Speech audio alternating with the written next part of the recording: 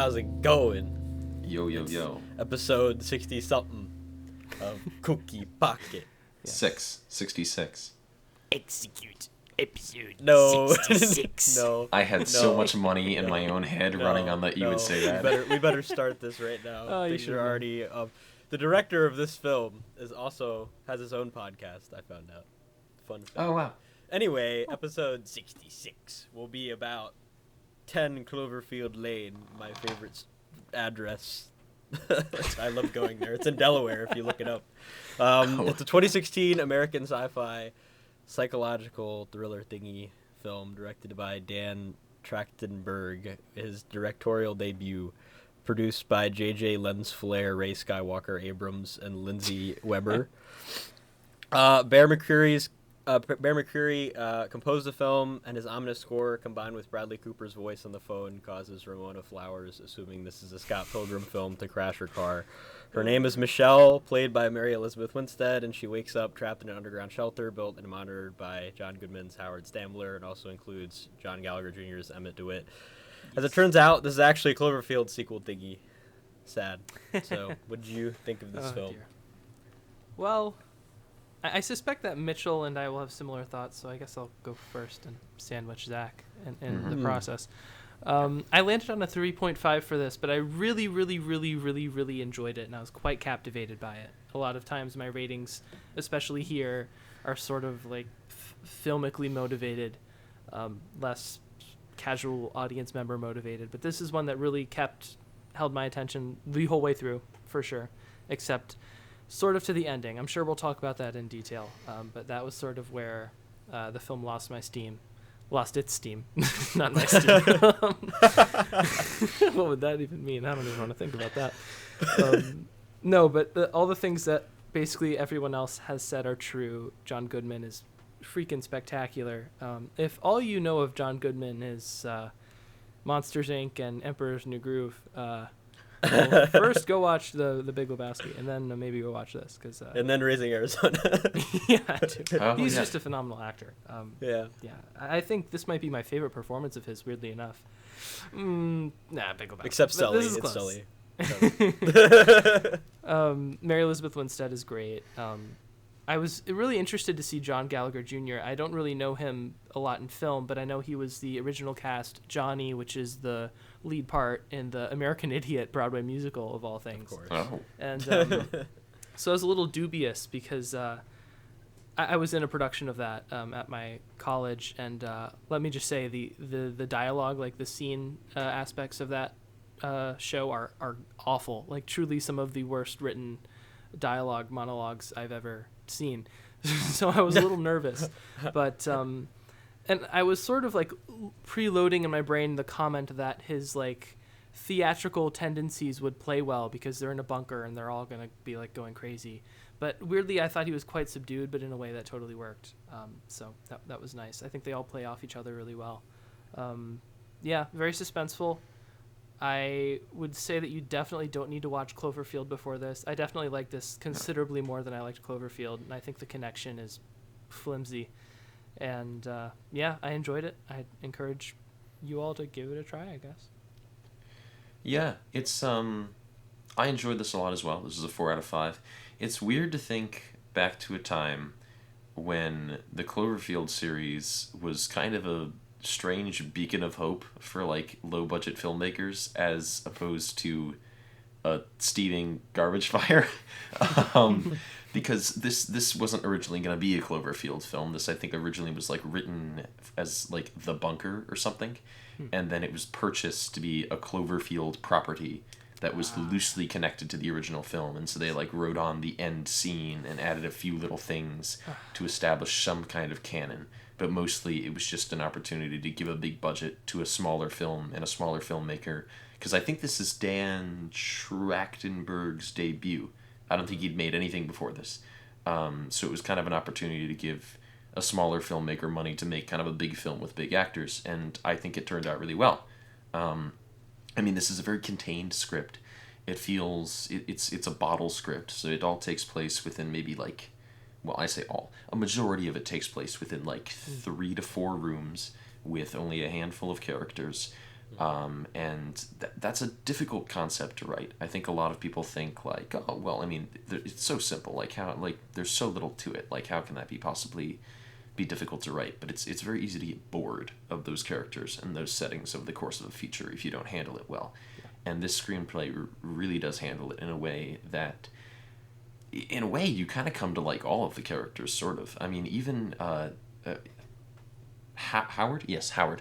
I mean, Howard, at the beginning, you're kind of freaked out by him, but there are little details to his character that makes him feel like more than just kind of a psycho. I specifically wrote down his little detail about how he used to play pranks on the commanding officer in the Navy, where he'd freeze off the doorknob and then knock it off. Like, that's such like a human detail that makes him feel more like a person and somebody that you're like, okay, well, maybe he's a bit of a nut, but he didn't seem that bad, which makes the things that happen later in the film all the more tragic and shocking, and keeps you even more riveted to it. So yeah, just a really well-handled script, and I think the direction is totally functional, very smooth. It's not flashy or showy in any way, but this is a movie that really works, and I think it's probably the best Cloverfield movie. The third one you could maybe say is more imaginative, but it's by no means more successful.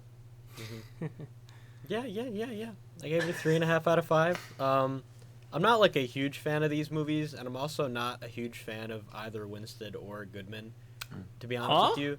And like, they don't feel very like real to me. I don't know what it is. Like, I'm talking about the actors, not their performances. I'm talking about them specifically. Just in general. Yeah, in general. And in this, I think they do a really good job. And like, honestly, I was pretty.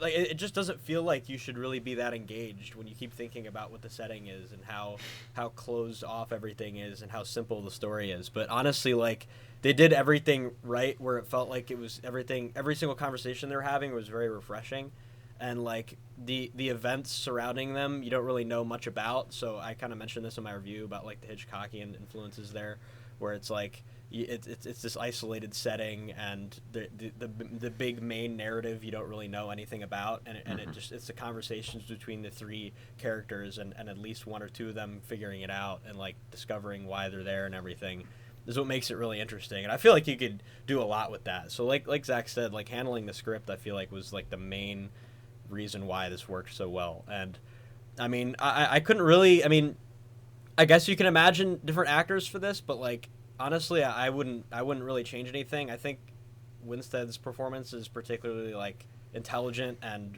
you know, almost everything that she does has purpose. And like Zach had mentioned about Howard being very humanized and everything, and like, there's really no way you couldn't sympathize with any of the three of them. I mean, even including Emmett. And I feel like. Like, Emmett was talking about, like, when he was in high school and stuff, and how his grades were bad, and he was, like, a track star and everything, and, like, he gives backstory, and he also kind of gives his own reason why he's there and why he believes what Howard's saying, and it's, like, a third perspective, you know, that adds on to the story. So, I mean, all of that, and, like, literally just the ending, I think, pretty much just kills it, honestly. And I mean, I wouldn't say it, like, completely ruins all the momentum or the believability or anything, but, like, we'll talk about it later, but it reminds me of something in a game, and it makes me laugh a lot, because the ending in the game is kind of a meme. Like, it's purposely, like, not a real ending, and it reminds me of this. But yeah, I mean, Cloverfield connections aside, I think it works really well, and there was never a moment where I felt like I was bored. So, going on to my first thing, so for Mew, Mary Elizabeth Winstead is Mew. So if you want to say Mew, I trademarked it. Okay. So she was the only one. She was the only one that was selected for the role, Michelle. So they knew that it was going to be her. The cast did not know the film name or connection towards Cloverfield until a few days before the trailer actually released, which is very interesting to me. So how did the performances work here, and how did they stand out to you? I mean, I think the performances are really great. All the characters feel like people. And all the decisions they make feel like decisions that those people would make. I mean, I'm gonna go back to Howard again. I think a lot of the time in a movie like this, Howard would be written as like the wily old coot, who's like just mostly a threat, and there's no like softness to him. But I mean, A moment I particularly remember is after I think they like replace or reset an air filter or something like that, and he turns on the jukebox and does his little butt dance, and like that feels like so human and so much like something that an actual person would do. Because even if somebody is like not very nice or kind of a nut, or they're not somebody that you like, they still have those little things. They still have the little butt dances. That's a human being, regardless of whether I can see it or not. And I mean, we also mentioned the thing with Emmett, where he has his high school track career and the bus ticket that he keeps in his wallet. Right, yeah. And I also just like, I like how Emmett just kind of like hangs around in various places in the bunker, like how he's behind the shelves when she first meets him, and he seems like very comfortable in this setting because he helped build it. Which I think is a nice detail. It's everything feels so fleshed out. I mean, the woman that comes running up to the bunker later, Howard knows her because she was a neighbor. There's such like a world to it, and it feels like everything has really been fleshed out in terms of who the characters are, how they know each other, what the world is. When you take Screenwriting 101, they tell you that you should write up lots of background so that you know everything about your characters and your setting and whatnot before you actually write your script. A lot of people don't do that. They just go into their script and they figure things out as they go along. I feel like, I don't know if Dan Trachtenberg wrote this script, but whoever did write this script... He did not. Damien Chazelle was, I think, the first writer. I know he did part of it, from yeah. La La Land, yeah.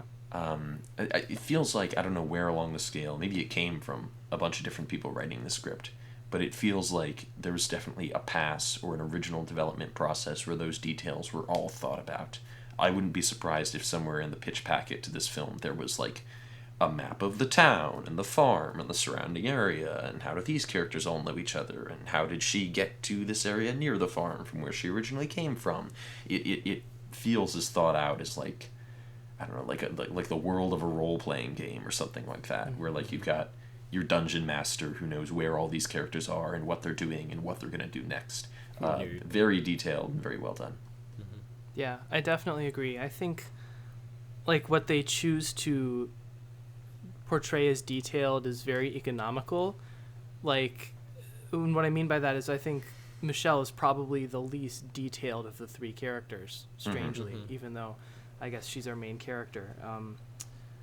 Oh, and let me just say, I'm absolutely devastated that I didn't put little butt dances on the rundown. Huge oversight.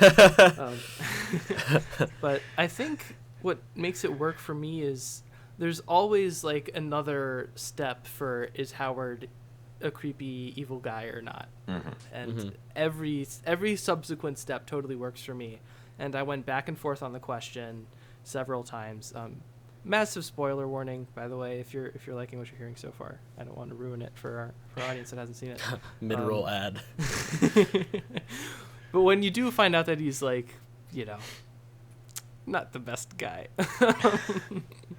it's totally earned, and I feel like I was jerked back and forth, and not in a way that was cheap or like obvious red herrings. And we've got this whole thing where we learn pretty early on that he's the one that hits her and runs her off the road. And that could have easily been written out to the end, but that was used like about like just long enough. I think he sort of admits to that like 20 minutes or so after we learn about it, and that's really important because it makes us think, okay, maybe he's not so bad, and like he's got these quirks like Zach mentioned, and it's just great. And every conversation plays into the tension between the three of them, and yeah, I mean I really have no complaints about any of the three performers. Oh yeah, they're totally convincing to me, and honestly, like Christian had mentioned, the detail that we don't actually know about Michelle, and really we learn about everything through her own actions, and in a way we're kind of learning things from her perspective, and we're pretty much always, I think we're always seeing everything from her perspective actually. And learning her learning about other things, and like Christian had mentioned with the like learning that he's not that bad of he's actually kind of a bad guy. We never actually like know 100%. In fact, like most things we know about these characters are pretty unreliable. As we talked about like insinuated with Emmett, he when he was in high school, he didn't have very good grades, and he mixed up South Korea with North Korea. We don't generally get the impression that he's a very bright person, at least especially in contrast with Howard and Michelle. And that also means like all the stuff that he's seeing, maybe we have to take everything that he's saying as a grain of salt, or he had that weird reaction to her when she was playing that part at the dinner table, and just in general, like, he wasn't very reliable, and she's really the only like reliable one, but she's the one that's driving the plot forward. She's not necessary. We're not there to like learn about her backstory. We just want to know how she got there. And Christian mentioned how it's very economical, and that's like one of the main points for her, is that we saw how she got into that situation. We don't know what her occupation is. We know that she likes drawing sketches for like dresses and stuff, and that's literally it. Like, I'm pretty sure that's the only thing that we know about her.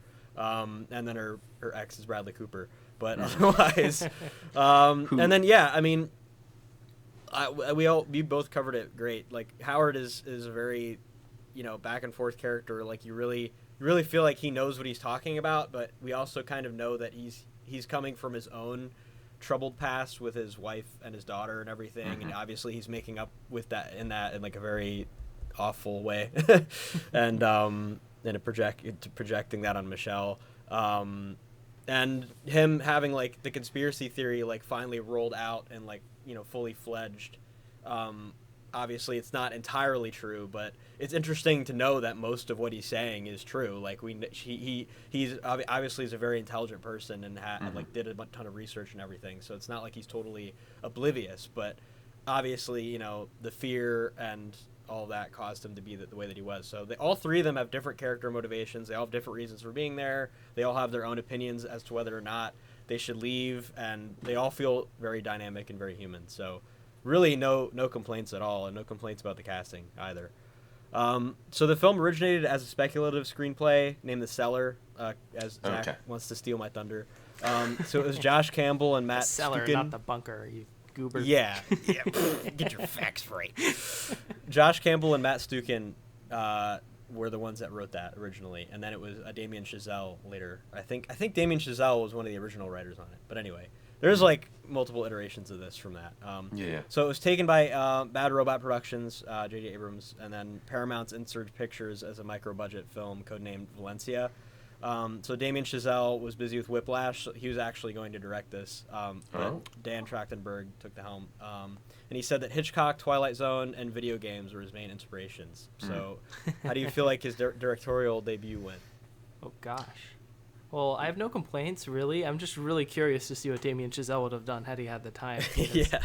Gosh, I love La La Land, and I know he's a very like dynamic kind of guy. But I think Trachtenberg, I don't really know anything about him, but apparently he's going to direct the next Predator movie, which is unfortunate. But there's a next Predator movie. Yep. I might like to see that. Sure. Yeah, because now we're talking about Predator. Sidebar on Predator. I think Predator is best when it's like a tension piece about people in a severe like situation, rather than a big dumb action movie. And I think that's where the Shane Black Predator failed, and maybe the Dan Trachtenberg Predator will succeed. Back to the main discussion. No, fair comment. I thought the original Predator was boring and overrated, but anyway, I don't know. Tension. I mean, all of this sort of springs from the fact that it's sort of a closed room drama type thing for me, and it all feels very claustrophobic. But I also feel like we become very well acquainted with the space, except for the spaces that Michelle's less acquainted with. So I visually, I feel like there's a pretty even correspondence between what she sees and what we see, and that feels deliberate. And so I guess I would say, as far as I can tell, it seems well directed. Yeah, I think honestly, I think I'm fine with the fact that Damien Chazelle didn't direct this film, just because I think that if he had directed it, it would have become less about the tension and more about the drama between the three of them in the bunker, if that makes any sense. Because I feel like Damien Chazelle's kind of strong point is in the clashes between people and less the building of those clashes, which I think is a lot of what the script is about. I mean, that's totally speculative, of course. Maybe he would have done a great job, I don't know. But I think it would have been a very different kind of film. What I will say for Dan Trachtenberg is I think he's a man who really knows how to play to his influence as well. Because this is definitely a Twilight Zone concept. There's kind of an episode of the Twilight Zone like this that I think is called The Bunker, where like nuclear war breaks out, and this one man in a neighborhood has actually like invested in building a nuclear bunker, and everybody in the neighborhood who are like his friends turns on him in like an hour as they're all desperately clawing to get into his bunker that can only house like 4 or 5 people. So that's like a little half-hour concept, and obviously different to this film, but I think it proves that the concept can work in a Twilight Zone way, and I think there's definitely those Hitchcock elements as well. I think some of the Hitchcock content is almost brought on by the fact that this is a Cloverfield sequel, because one of Hitchcock's classic things is it's always more suspenseful when the audience knows there's a bomb under the table, but the characters don't. And I think maybe the fact that because this has Cloverfield in the title, that we have some impression of like, could there be aliens? I think there might be aliens, but the characters don't have that kind of an idea, or at least the seemingly level-headed characters don't have that idea. Maybe adds to the tension in a certain way. I think, I like I said, I don't think Dan Trachtenberg's direction is ever all that flashy. It's never something where I feel like, oh, this guy's got a real visual brand. I could tell a Dan Trachtenberg film from a mile off. But it's very functional, it's very smooth, it really does work as like a Hollywood movie that's working to a smaller concept, and I like it a lot. I like how he plays it off. Mm-hmm. And it definitely comes off as pretty original too. I mean, I think there obviously are like scenes in this that out of context could be considered cliche, and like the fun montage maybe is like the first thing that comes to mind, but it works so well and it functions so well because of what we don't know versus what we do know. Like, we kind of know just enough where it's like, all right, this kind of makes sense, like them being together and bonding, and you know, they're not really questioning Howard anymore for good reason now. And then it's only as they start discovering more and more things and we see them discover them, it's kind of when the tension builds up. And for me, I think the moments where there's no dialogue are a lot less impactful than the moments that have dialogue, which is very interesting to me. But I feel like how dramatic it was supposed to be, like when she's going up the stairs, like, or like slowly walking up the stairs or limping up the stairs or running up the stairs, for example, or like picking up certain things and looking at them, or they're, you know, Emmett and her looking at something. And it's just the score kind of doesn't help, honestly. I really don't. I like the score a lot, but I think it way overemphasizes certain like close-ups, and I just feel like it kind of takes me out of the movie for like a split second maybe. But what they're actually doing and like how that leads into the next set of dialogue is so, like, the tension is always high every time there's an engagement and conversation, and every time they're talking with Howard, every time Howard walks into the room, like, John Goodman is great at just standing around and being like impactful and just like scary, like Sully. He literally is Sully. He's like saying boo, and you know, it's like, man, that I don't want him finding the hazmat under my mattress. But the freaking duck thing, I don't want to spoil a rundown. That's probably a rundown, but anyway.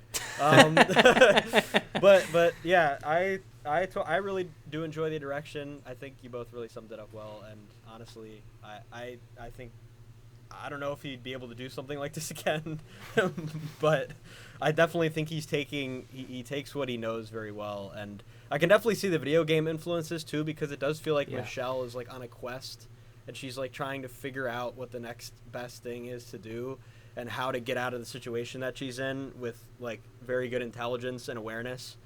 And also that's also with the addition of not totally like believing in her judgment 100% of the time, because we also can believe Howard's judgment in certain moments, and that back and forth, and not totally investing into certain characters, but even though with the knowledge that Michelle is the protagonist, like at the end of the day, I think that works awesome. And I mean, that's, for me, that's one of the main reasons why it never gets boring. So yeah, we'll go on. That's pretty much all I had to talk about, but this is the last thing. So there's a viral marketing campaign for this, like the original Cloverfield. And Abrams said, those characters and that monster from Cloverfield are not in this movie, but there are other characters and other monsters. And this movie is very purposefully not called Cloverfield 2 because it's not Cloverfield 2. So if you're approaching it as a literal sequel, you'll be surprised to see what this movie is. while it's not what you might expect for a movie that has the name Cloverfield in it, I think you'll find that you'll understand the connection when you see the whole thing, end quote. So how does the connection, especially the ending, affect the quality of the rest of the movie? JJ. I feel like it was necessary. You didn't need to say all that, JJ. He thought the name. It's okay. He thought of the name of this after Force Awakens. He was like, "Yeah, 10 Cloverfield Lane." Oh my god. I mean, he definitely didn't need to say all of that. Yeah. Maybe some of it, but we don't need a three paragraph essay, Yeah. Mr. Abrams. It's okay, JJ. I love Rise of Skywalker. Don't let them ruin it for you. Oh gosh. I didn't hate the end. It's not even that it was connected to Cloverfield, really.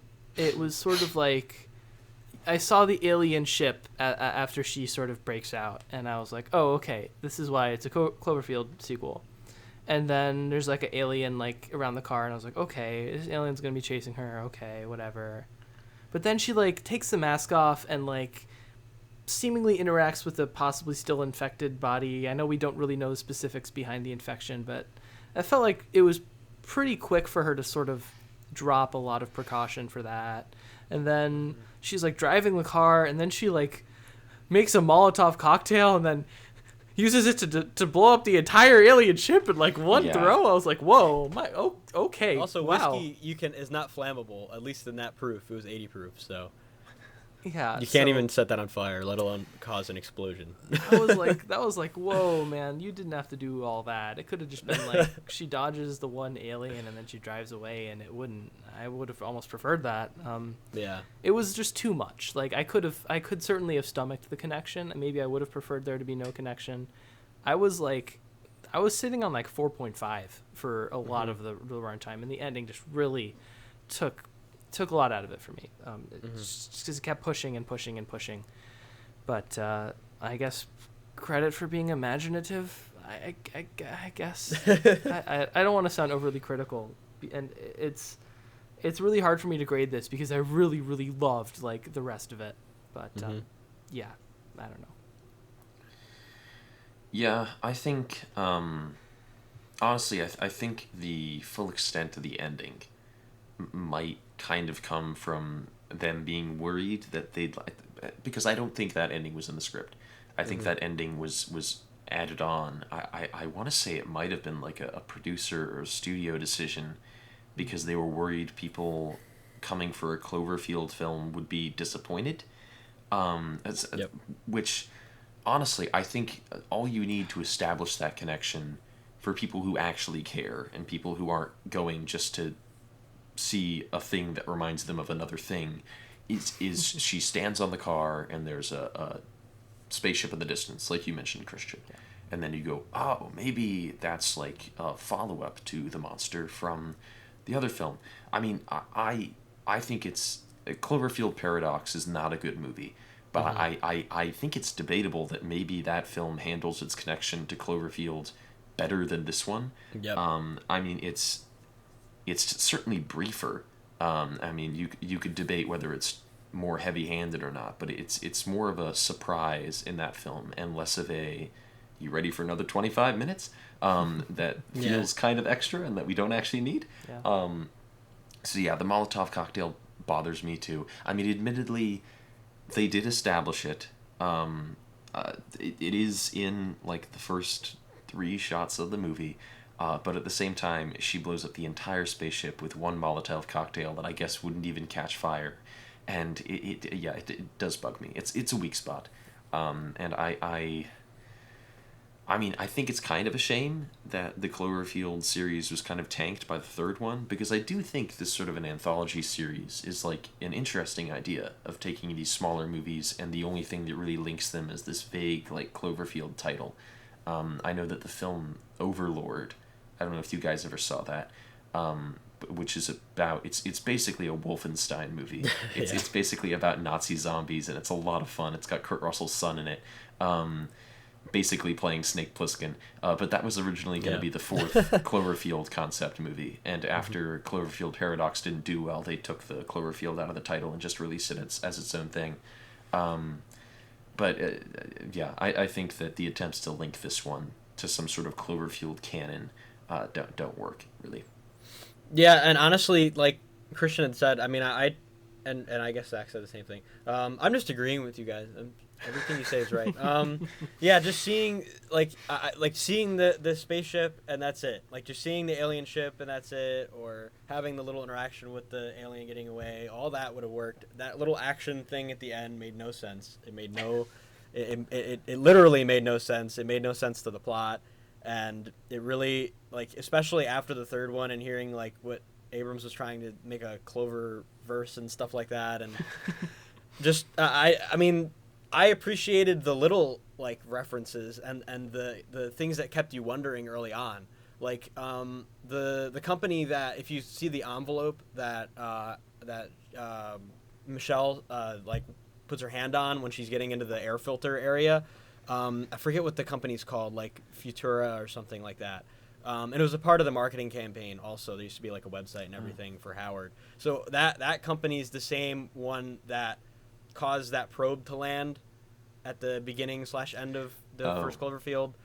So they're trying to connect it in that way. Like maybe he lives on 10 Cloverfield Lane. So maybe he named that because the project was named Cloverfield, or the government program like monitoring it was called Cloverfield. Maybe he had like contributions to it. That's how he had early knowledge about it and how he was able to prepare for everything. That's great. Like it was 2 seconds you see, not even for the envelope to see that. And he also talks about it. I think he like very offhand mentions it in dialogue. But yeah, I mean, I'm fine with it being connected to Cloverfield. I mean, even just in name, even though we all pretty much know it was just named Cloverfield, like Zach said, just because it's Cloverfield, so people would see it again, or people would go out and see it a lot more. Which I don't know if that worked or not. I guess maybe it did, but yeah, I'm fine with it being connected. The way that it was done was just very haphazard, and I don't know. I just it really killed the mood. And honestly, like like a lot of Hitchcock films, it could have just ended with her just driving away with nothing. That would have worked great too, and just left us to keep wondering after that. Yeah. Any other final thoughts? I'll just jump in and say I like how so much of Howard's bunker is improvised, and just made out of things that he clearly had. I like that like her IV stand is made out of like a mop handle and like part of a coat hanger, and like that he's clearly just using what he has because his curtain for his toilet shower area has a big rubber ducky in galoshes on it, and little things like that, and there's a lot of films in his film selection that it's very obvious that he probably didn't watch. He probably just went to the Hollywood rental and just bought everything, because he has like Cannibal Airlines, which sounds like a movie that I would tell you guys, no, it's great, and then Christian would throw something at me after we watched it. Just little things like that where clearly he's making his bunker but on a budget. I do have one final. I can't believe I almost forgot to say this, and correct me if I'm wrong, but this bugged me, and this would have been the reason that I couldn't have given it 5 stars were the ending to be what I wanted it to be. I feel like everything technically that goes on in the bunker is explained except the electricity is just like they have seemingly endless power, and correct me if I'm wrong, but I don't feel like that's ever explained. There's just like, oh, there's just this generator that he never has to tend to, and it's just always on and fine. And everything else is so like effective and deliberate and thoughtful that I was willing to forgive it to some extent, but it did kind of bother me that there was just like this one thing that was left unexplained. I also feel like the plumbing is also kind of impossible because of like the depth underground and everything, and that doesn't work in real life. I don't think you can have plumbing go that far down. But I mean, I got the impression that the power was a result of the generator in combination with the acid he has. I thought he was using some kind of like rudimentary, like large-scale homemade battery or something, and the acid was part of that. Because then I think the acid bugs me too, because why does he just have a big old vat of acid in he's a sadistic little terrible person that I think people. That's but that also kind of, I feel like if the acid is unexplained and not part of like the system, that also makes him into more of like a Dr. Evil character where like I feel like for him to have that in a bunker where he would hypothetically be on his own if he had to be. Yeah. Just like, yep, me and my vat of acid and my VHS collection. It feels a little superfluous. Well, I kind of assumed that that he knew about the acid because of his Navy experience. I don't know if he actually says that or not. Anyway. Yeah. Maybe. I don't care about the Navy. Yeah. But but yeah, I think his background pretty much serves I feel also the conspiracy theory part of it, and like him being like a danger prepper and everything. I feel like that pretty much I'm fine just settling on that. Like unless there's something just blatantly makes no sense. Maybe like the radio, I don't know, like because she was getting radio frequencies in the car, but maybe the radio down there is weird, and I don't know, like there's little I mean, I don't think we could trust that radio was necessarily built to work. That could have just been a prop to convince her. Yeah. Right, and not to mention the car, like he kept the cars and the helicopters thing. He was pretty much just brushing off, saying like, "Who cares?" And it's Russia. Yeah, yeah, but yeah. I kind of wanted it to be Russia. That would have been interesting. The Martians, the Ruskies. Yeah. Yeah. But it's not zombies though. That's implausible. Yeah, implausible.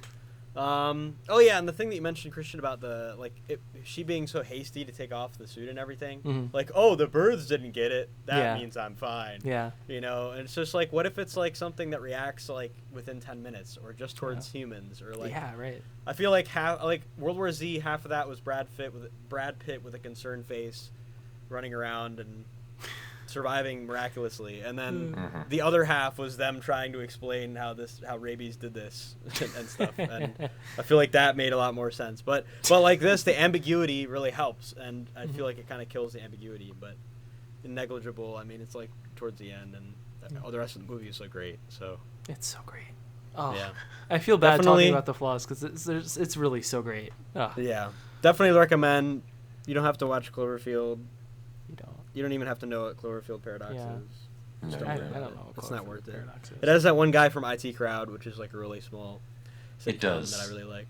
I mean, he's funny in it, but he feels so out of place because he's making jokes about his severed arm after his arm, like spoiler alert, has been severed. You little goober. Christian, are you ever going to watch the Cloverfield Paradox? I might. I don't know. I'll add it to my watch list just to spite you. Oh, okay. Right. Yeah. Yeah. So what's our next thing now? We can review. We can review. I think.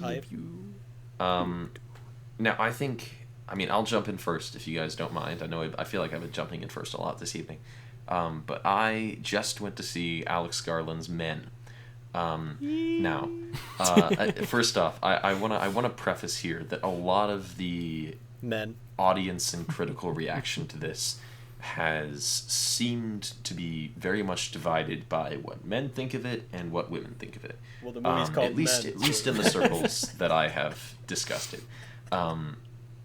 So obviously, if you can't tell from my voice, I am a man. You never know. No, this is true. I shouldn't pretend that it's obvious or anything like that. So I'm not gonna try to invalidate any criticisms that any women who don't like this movie may have against it. But I personally really, really enjoyed this film.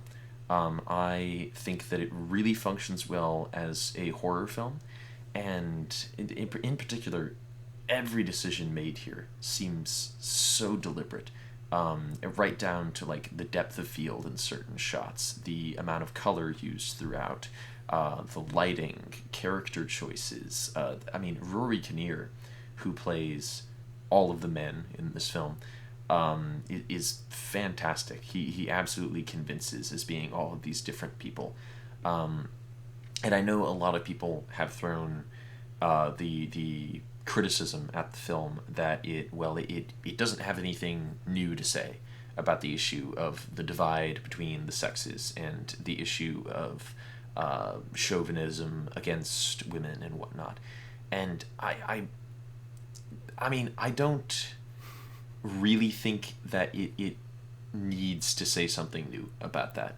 Now that's my point here is I think a horror film, if this film was a drama about a husband and a wife who were dealing with sexism in their relationship or something like that, then I'd absolutely say that if it's not going to bring something new to the table, then something like that seems kind of cheap and a little unnecessary.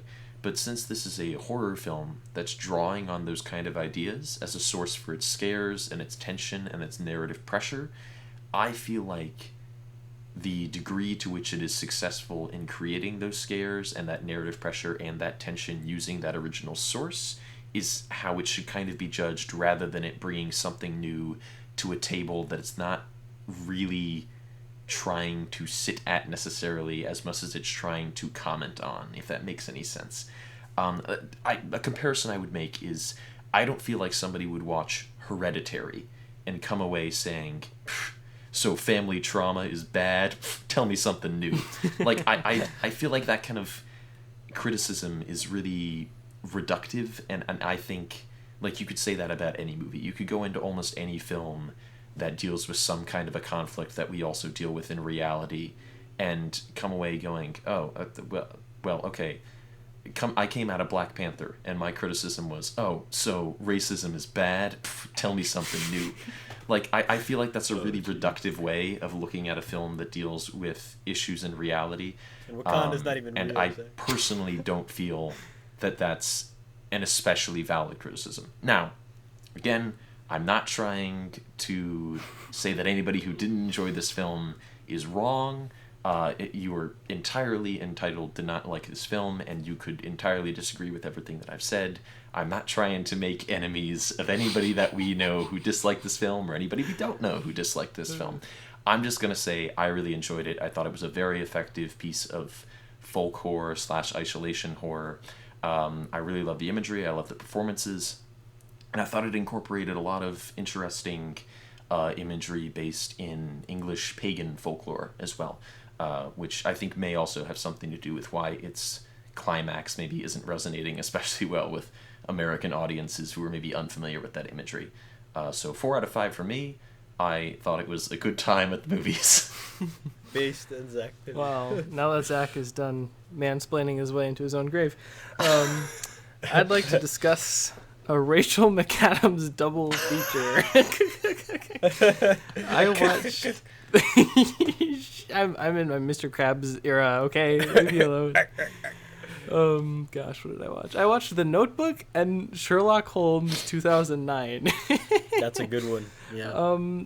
I think The Notebook is overhated. It is certainly a cheesy rom-com, and I could do without the framing device, which is an older man is telling an older woman with Alzheimer's their love story to try to get her to remember him. And against all medical expertise, it works for like 5 minutes and she's back with him, and that's like the emotional catharsis of the film. And that is kind of reaching for me. That is where I feel excess cheese, and it's a Nicholas Sparks adaptation. I don't know what to tell you, but I think Ryan Gosling and Rachel McAdams are really great in this. I mean, and they're so freaking young, man. This is from 2004. This is almost 20 years old now, and they just look like children, and they have really good chemistry. And I think another reason this gets a lot of hate is they are kind of weird with each other. Like, there's this scene where they're on the beach, and she's like, I think if I weren't a person, I would be a bird. And then she asks him if she would be a bird, and he's like, if you're a bird, I'm a bird. And yeah, it's stupid and weird. But I'm an Apache helicopter. My defense of that is I think that it's fairly common for friends and people that are romantically involved to get to a point of comfort with one another where they say and do weird things that would sound totally bizarre out of context. Like, I'm sure many of our inside jokes would make no sense to other people. Mm-hmm. And obviously that's not an inside joke, but I just feel like energies and the way people interact is always going to be a little different and off-putting at their most intimate to other people that aren't in on it. So it worked for me. I gave it a 3.5. I think it's sweet and mostly effective. Sherlock Holmes is also a 3.5 for me. It is an action movie from 2009 with pretty great action. That's probably the biggest draw. I was kind of bored by it for the first 20 minutes, but when McAdams entered, I got more invested, and eventually Downey-in-Law grew on me. And I really do just see... I've talked about this on the podcast before, where like Elijah Wood is just always going to be Frodo to me. Robert Downey Jr. is always going to be Tony Stark to me. We've talked about how he was born to play that role, and it's hard to see past that.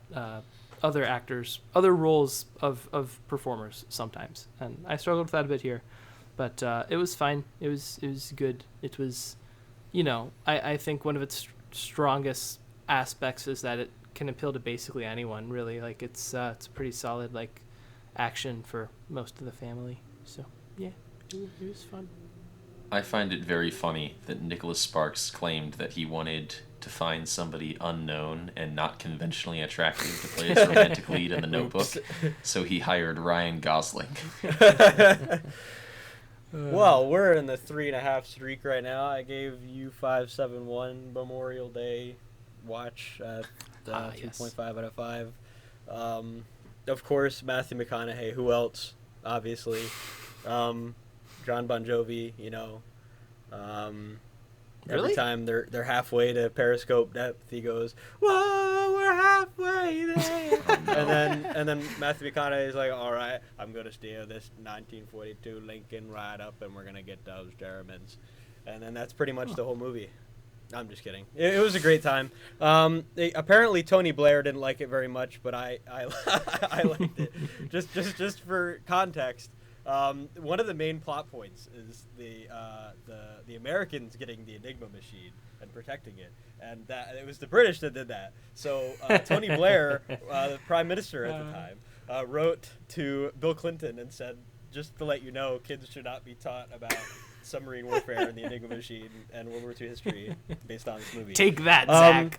But wow, man, like the freaking action scenes in this with like the fisheye lens and the intense like going all over the place. Every time a depth charge goes off, like everybody in the ship's just rocking everywhere, and it just feels so realistic. And honestly, like the naval procedures, I know Zach freaking hates naval procedures. I think they're worked in here incredibly well, and I do think the characters are very hard to invest in, and I feel like that's also very conventional when it comes to these kinds of like Americanized World War II, best time for Americans ever, German bad kind of movies. And I think it really worked, and I think it's super engaging. And honestly, I definitely recommend it to anyone who's just like, up for like intense action. And I mean, I haven't seen Das Boot yet, which I definitely will. But this definitely it definitely stands out. I feel like the action and the naval procedure and the timing of the explosions and just the tenseness with like the sonar pinging and just like waiting for every depth charge, and there's just so many different ways they take advantage of the setting being in a submarine, and I think it works incredibly well, despite the usual tropes that you would expect. So 3.5 out of 5. I thought it was like slightly better than average. Do I usually do munitions minute? Because I was not ready for that. I have no idea. John Goodman. What was his gun? He murks him. I don't know. It was like a Magnum or something. But anyway, that's it. Okay. He blows his face off. Sad. Okay. Shall we go to the Marvelous Cinemator? Yes. Yes. All right. Well, as you can hear from the mouth trumpet, we have arrived at the Avengers. Earth's Mightiest Heroes? No, that was the show. No. The Avengers, known in the UK as Avengers Assemble, because there was a pre-existing television show from the 60s called The Avengers that's consistently pretty well known in the UK, so they didn't want to confuse people. So this, like I said last time, I remember when this came out, everybody going gaga for it. I remember it making tons of money. And looking back on it now, this film feels so small, and in kind of a distracting way. Not in like I like how contained this is. Like, it doesn't feel like Iron Man, where I like how concise it is compared to so many modern Marvel movies. It feels like a COVID movie, almost, where there are only like 3 or 4 people on a set for like the first half of the movie. It's very odd. It feels like a TV show in that regard, which I think is maybe recency even a lot. bias. Well, I think it's like a logical criticism to levy against the film because why have I forgotten his name? Joss Whedon worked primarily in television before this. I mean, he made Firefly, he made Buffy, he made Angel. Like, it's an environment that he's comfortable working in. And so I think in a lot of places this does feel like television. I think... Now, that's not to say that it's bad. I do enjoy it. I gave it a 3 out of 5. And I think maybe it's felt the most like a comic book of any of the MCU movies so far. This really, I think, kind of flows, and a lot of the characters are introduced in, I think, the way that they would be in a Marvel comic book. Particularly something from, like, I think the Avengers initial run, which I read some of back in the day. But I think particularly the way that Thor shows up in this movie, where they're transporting Loki by air, and then Thor decides, you know what, I should show up and do something about this. And he kind of lands on top of the craft, and now he's part of the story. And, like, out of context, it feels kind of contrived, but while watching the film, you're sort of like, okay, Thor is here now, and you're on board with it. What I will say is I think all the films in the MCU up until this point feel like a character-based drama or an action movie or a fantasy movie that happens to have a superhero in it. And I think this is the first... Pardon me, I shouldn't smoke so much. This is the first MCU film Joke. that... Joke, guys. Joke. This is the first MCU film that feels like a superhero movie first, and any other genre later. So, and I do think that means that it suffers a little bit. One of the things I noticed in this is there's so much technobabble and so much exposition. As soon as the movie starts, it's just people saying, the Tesseract this and the Tesseract that, and why are we working on this project, and where did you come from, and who's Loki, and it's just so much, it's so front-loaded with all this information that you would need in a comic book context that just, I feel like none of the previous films did. And the ending also kind of loses me, because, and I was discussing this with my family, these massive army Marvel climaxes don't really work for me, I think. Yep. Because the only kind of idea you're given of the opposition is that it's basically infinite. And so nothing that anybody does feels especially significant in the battle, because you don't get the impression that they're making any kind of a dent in the opposition. So it just feels like they're fighting on and on and on and on and on until eventually somebody does the one thing they were going to have to do the whole time in order to end the conflict. I mean, most of these big army Marvel climaxes, I remember thinking, why don't they just all attack the tower? And I think that holds true. Because then the one. aliens would swarm people and kill them. That's why. The aliens are already swarming people and killing them, and there are more yes, but coming they would through do that the portal. more if they... Okay. Christian, here's the thing: they never stop coming through the portal. So no matter how many you fight, they're going to continue swarming and killing people. So taking out the portal sooner rather than later and limiting the number that can continue to come through is gonna make your job less. Endgame. Every single hero just goes directly for Thanos.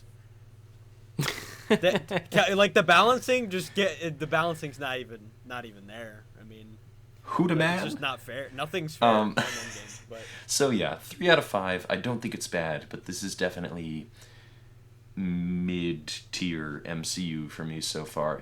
I think Captain America's better. This is my lowest rated 3 out of 5 in the MCU so far. So better than Incredible Hulk and better than Thor, but both Iron Man films and Captain America are above this right now. Next time is Iron Man 3, which I remember really enjoying. But there seems to have been a turn of the tide recently where a lot of people think this is like one of the worst films in the MCU. So I'm interested to see why that is, because I remember liking this one a lot, liking Shane Black's take on Iron Man, where it's basically just a Lethal Weapon movie. So yeah, we'll see what I think of that one next time.